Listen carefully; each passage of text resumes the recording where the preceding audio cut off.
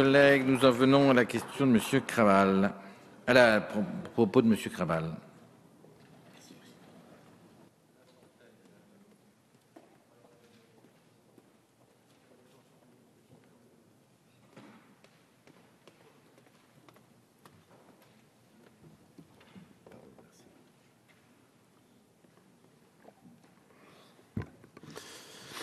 Monsieur le Président, Monsieur le Ministre, Madame la rapporteure, mes chers collègues, la commission mixte paritaire chargée de proposer un texte sur les propositions de loi de nos collègues socialistes, que je remercie, et de notre collègue Jacques Pélissard, que je remercie également.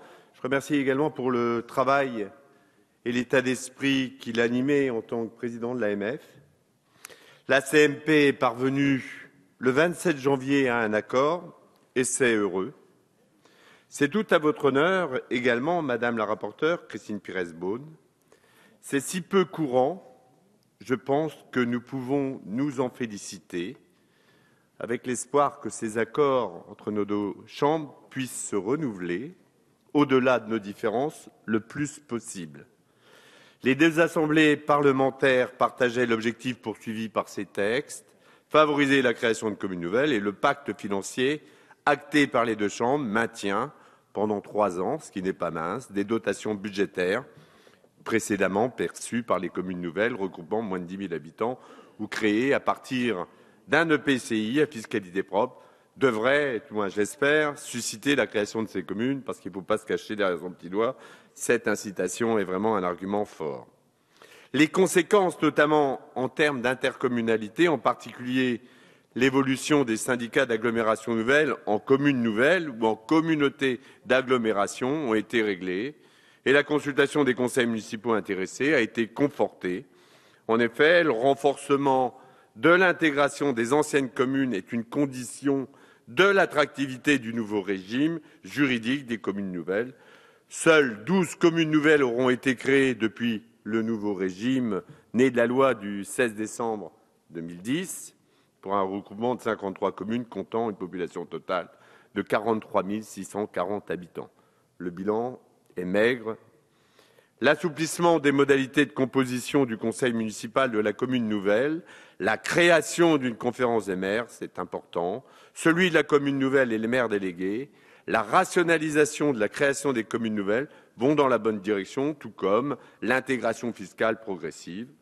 Je note que l'article 4 bis a assoupli le dispositif de modification des limites territoriales des départements ou régions d'implantation des anciennes communes fusionnées situées dans des départements différents, ce qui illustre la nécessité de ne plus raisonner à frontières administratives inchangées si l'on veut véritablement aboutir à une réforme territoriale cohérente et efficace.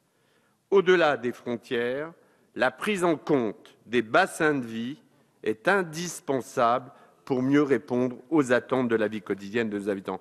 Nous aurons, mes chers collègues, l'occasion de revenir sur cette question dans quelque temps. Elle me tient tant à cœur. Bien évidemment, je fais allusion à la carte des régions avec le débat sur le droit d'option que nous souhaitons voir assouplir et dont nous rediscuterons dans peu de temps. Puissions-nous, là encore, trouver un accord.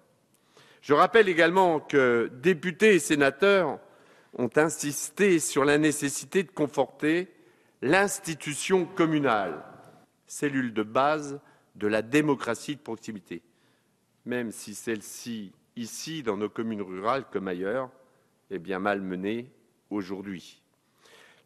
Mais surtout, l'institution communale est un horizon indépassable du maillage territorial. Le présent texte qui nous est proposé d'approuver, ce que les députés du groupe républicain, radical, démocrate et progressiste feront, vise à renforcer l'échelon communal en maintenant son identité, en lui donnant, là où le besoin s'en fait sentir, des moyens financiers, des projets pour financer des projets à son niveau et assurer un fonctionnement régulier et efficace des services publics locaux. Les leçons de l'échec des procédures de fusion nées de la loi Marcellin de 1901 semblent avoir été tirées.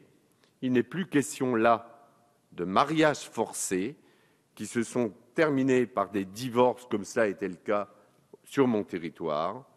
Ainsi, ce dispositif de la commune nouvelle s'appuie sur la seule décision des conseils municipaux des communes et je tiens à saluer cet élément qui, pour moi, est très important.